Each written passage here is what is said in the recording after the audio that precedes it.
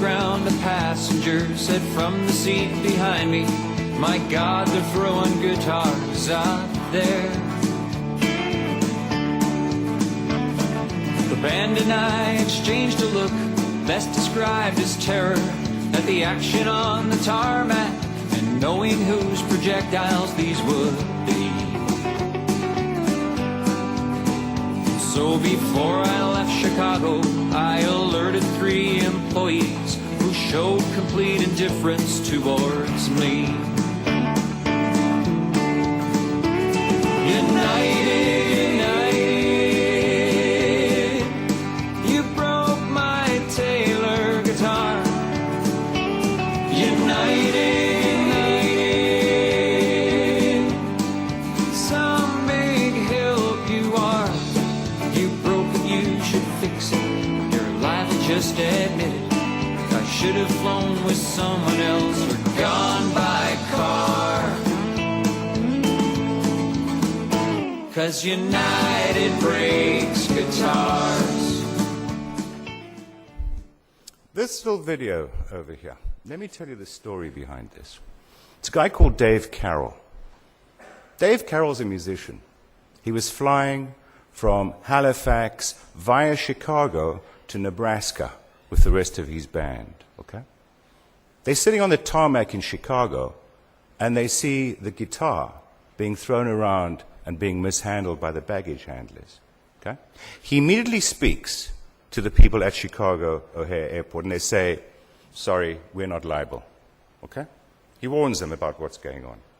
He then arrives in Nebraska, and the guitar is broken. He then gets hold of United, and he spends 8 months talking to these people, trying to get them to admit liability and to give him a new guitar. I mean, what does that cost? A couple of $100. Okay? They refuse. So what does he do? He does what he knows how to do. He writes a song about it, and he puts it on YouTube. 15 million hits. Okay? The United stock price went down by 10%. He's got a song on iTunes which he's selling at 99 cents. And he's written a book. Okay? United could have saved themselves with a couple of $100, but their service wasn't good enough. Here is the challenge of social media. There is power out there. And I'm talking to you today not as technologists, not as technology companies, but as providers of service. Okay? Everything today communicates. It's great having great ad campaigns, but you need to be aware of the fact that every single contact you have with the consumer builds your brand. Okay? The effect of social media. First of all, I think that the word social media is completely a bad word because it makes us think of media. Let's put a banner on the internet. That's not how it works. Let's make a commercial and put it onto YouTube. Who gives a damn? Who gives a damn? Have you seen Charlie Bit My Finger? This little video, which is at 460 million views. Production budget, 0. Your ad agency doesn't have the balls to make movies like that. No way. And I might add, you don't have the balls to approve them. Everything has changed. Absolutely everything. But nothing has changed. We go to Facebook and we like things, and we share things, and we comment on things, and we make friends. Does that sound familiar? It's the Cafe Neon. It's the Cafe Neon. And in the old days, my grandfather, if he had a bad experience with the local butcher shop, he'd talk about it in the Cafe Neon. And people would stop going to the Cafe Neon, to the butcher shop. That's the way the world is today, except that this Cafe Neon is on steroids. This consumer can make you or break you. And if you doubt what I'm saying, ask Mubarak. We need a whole new way to look at marketing.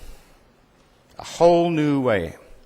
I'm afraid that the lessons that I learned from Mr. Kotler back at university are not lessons which really apply today. In fact, I think that the best book on marketing that's ever been written is by Dale Carnegie, written in the 50s. It's called How to Win Friends and Influence People. And he says things like this: what are the 6 ways of making people like you?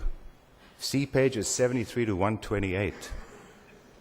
What are the 12 ways of winning people to your way of thinking?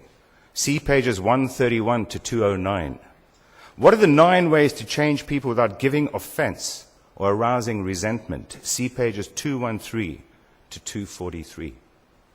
And it's no wonder that last year, the best-selling books on the New York Times bestseller lists, one had the name Enchantment, written by a guy called Guy Kawasaki, and it's all about enchanting consumers. And the other one was called The Thank You Economy, written by a young guy called Gary Vaynerchuk. Gary Vaynerchuk, by the way, took his family business from $3 million a year to $45 million in 3 years using YouTube and Twitter. It's an open world. It's an open world. And I'm afraid there are no marketing textbooks to guide you through this. And it's ironical. You're the guys who are changing the technology. You're the guys who are changing the way that the consumer is behaving. You're going to have to get used to it, just like every other marketer.